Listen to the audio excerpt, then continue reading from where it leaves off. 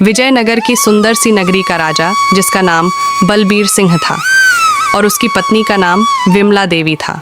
बलबीर सिंह और विमला अपनी प्रजा से बहुत प्रेम करते थे और राजा का पुत्र अपने माता पिता की तरह समझदार था। विजयनगर के पड़ोस में एक अन्य नगर था, धर्मपुरा। वहाँ का राजा था भान सिंह।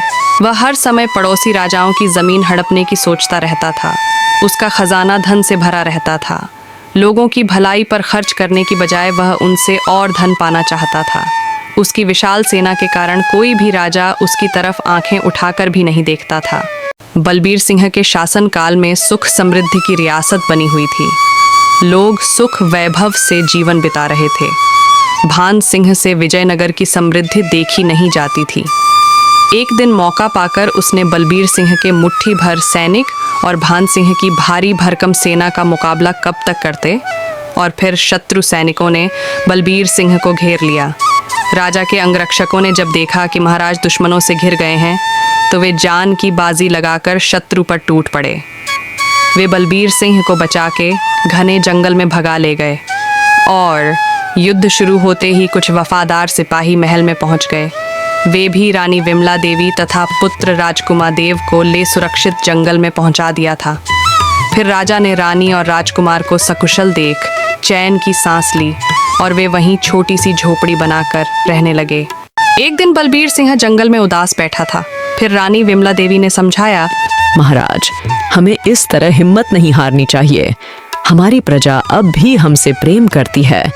राजा ने उदास मन से कहा, महारानी, मुझे जंगल में रहने का कोई दुख नहीं है। दुख है तो सिर्फ अपनी प्रजा का, जो हमारे यहाँ आने के बाद उन पर न जाने क्या गुजर रही होगी। राजकुमार अपने माता पिता की पीड़ा समझता था, पर वह क्या कर सकता। उनकी झोपड़ी के सामने पेड़ था और उस पर बहुत सुंदर पक्षियों का घोंसला था, और सुंदर सुंदर घोंसले को देखकर अक्सर उसे अपना महल याद आ जाता था। फिर उसने निश्चय किया, जैसे भी हो वह अपना राज्य को प्राप्त करके ही रहेगा। जंगल में रहते कई साल बीत गए। उन्होंने कंदमूल खाकर गुजारा किया था। उनके राजसी वस्त्र भी फट गए थे। उधर भान सिंह ने एक के बाद एक कई रियासतें जीत लीं। कई राजाओं को बंदी बना लिया। भान सिंह की पत्नी सुमित्रा ने अपने पति को समझाया कि महाराज, हमारी एक ही तो बेटी है, फिर यह सब आप किसके लिए कर रहे हैं? किसी सुयोग्य वर से इसका विवाह हो जाए, मेरी तो यही कामना है। भान सिंह पर तो जैसे दौलत का भूत सवार था। उसने सुमित्रा से कहा, महारानी, तुम चिंता न करो। मैं अपनी बेटी सुमन का विवाह किसी सुंदर और वीर राजकुमार से करूंगा। फिर सारा राज्य उसे ही सौंप दूंगा। वह चक्रवर्ती राजा बनेगा। कुछ दिन बाद भान सिंह ने सबके सामने स्वयंवर की घोषणा कर दी। सभी राजाओं को संदेश भिजवा दिए गए। दूर दूर तक राजकुमारी की सुंदरता की चर्चा थी।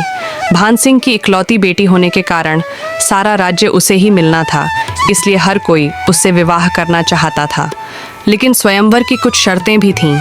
इनमें राजकुमारी के प्रश्नों के उत्तर देना भी होगा। राजकुमारी सुमन ने अपने पिता को सोने चांदी के लिए लड़ते देखा था। इसी कारण उसे सोने, चांदी व राजसी वस्त्रों से नफरत सी हो गई थी।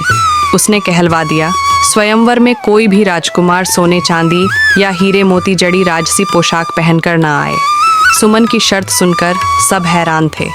राजा होकर भी राजसी वस्त्र न पहने, भला यह कैसे हो सकता है? पर क्या करते, स्वयंवर में आना था तो राजकुमारी की शर्त भी माननी थी। बलबीर सिंह के एक गुप्तचर ने स्वयंवर की बात राजकुमार को बता दी। राजकुमार ने भी स्वयंवर में जाने का मन बना लिया। बलबीर सिंह और विमला देवी ने उसे काफ़ी बार रोका, क्योंकि उन्हें भय था कि भान सिंह राजकुमार को शत्रु का बेटा समझ के उसे कैदी न बना ले।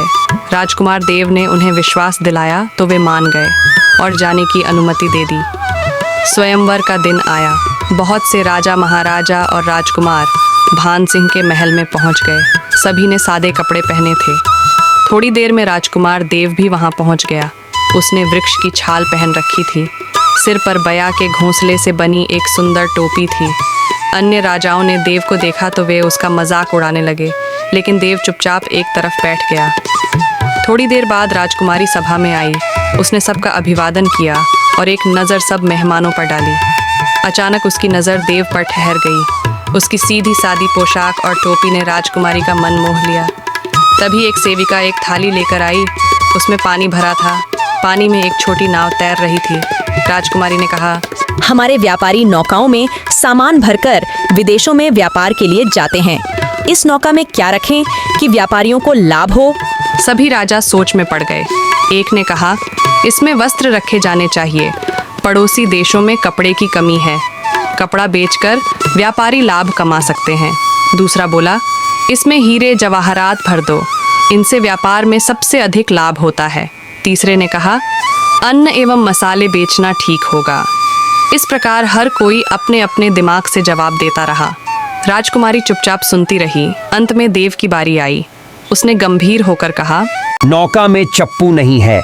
बिना चप्पू के नाव वैसे ही होती है जैसे बिना राजा के राज्य।